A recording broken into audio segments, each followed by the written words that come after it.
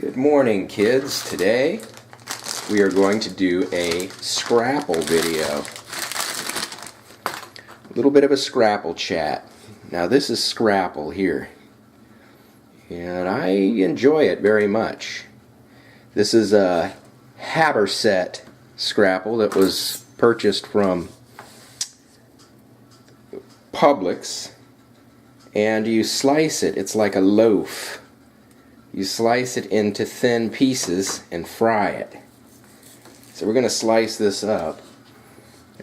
Scrapple, as defined by Wikipedia, is also known as the Pennsylvania Dutch name pawn haas, is traditionally a mush of pork scraps and trimmings combined with cornmeal and wheat flour, often buckhead flour, and spices.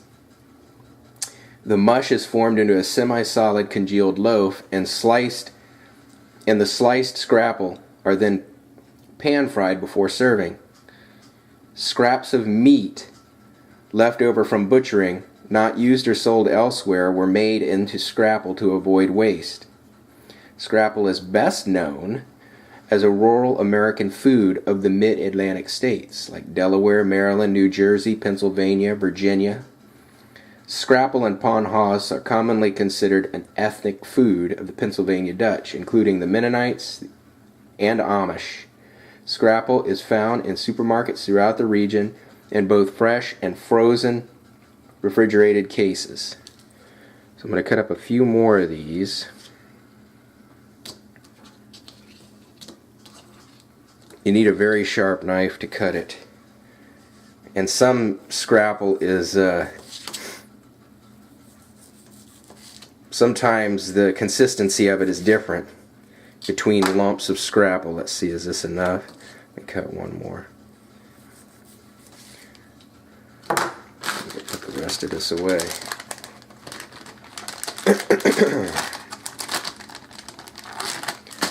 Now what this is made up of, let me hold this up real close. Scrapple is typically made of hog offal, such as the head, heart, liver, and other trimmings, which are boiled with any bones attached, often the entire head, to make a broth. Now that's probably not how this was made. That would be pretty labor intensive. Once cooked, the bones and fat are discarded, the meat is reserved, and dry cornmeal is boiled in the broth to make a mush. The meat is finely minced, is returned to the pot, and seasonings, typically sage, thyme, savory, black pepper, and others, are added. The mush is formed into loaves and allowed to cool thoroughly until set. The proportions and seasoning are very much a matter of the region and the cook's taste. So we're going to throw these in the frying pan.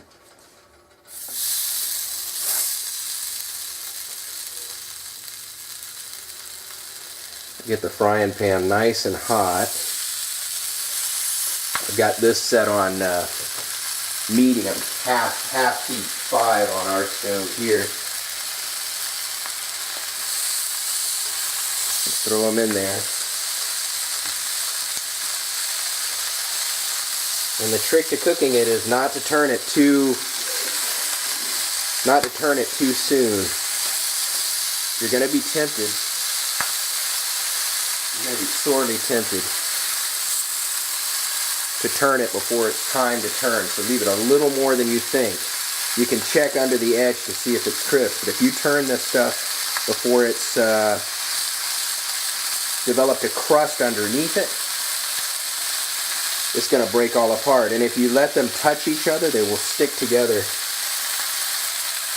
And we'll check back when it's time to turn them. It'll probably be about 8 to 10 minutes.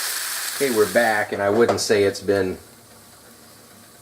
10 minutes. Maybe it's been 7 minutes. Some of the thinner pieces are ready to be turned. You can see it's brown there. Let's see, this is the thickest piece. I think see, if you let them touch even a little bit, they'll stick together. But I think I can.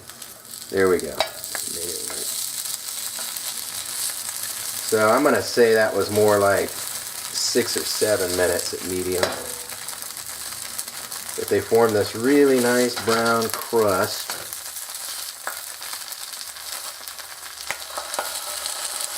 they are delicious.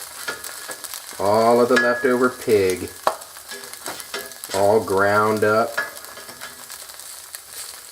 Waste not, want not, as they say. So it's very... I'll let these cook a little while longer. Ooh, they're exploding. I'll let this cook a little while longer, and then the next time you see me, we'll be tasting these. You're going to cook these to your own liking, but this is right about where I like to have it. A brown on it, about like this crust. You can see there. That for me is the way I like it. So I'm going to take these off and we're going to taste test it. Okay, time for the taste test. Here is the Scrapple. Wow, look at that. It's a thing of beauty.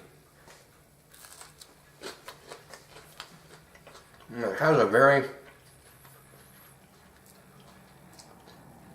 seasoned taste. Very peppery. But delicious. You need to head over to your Publix. Get some Scrapple and fry it up for breakfast with some eggs.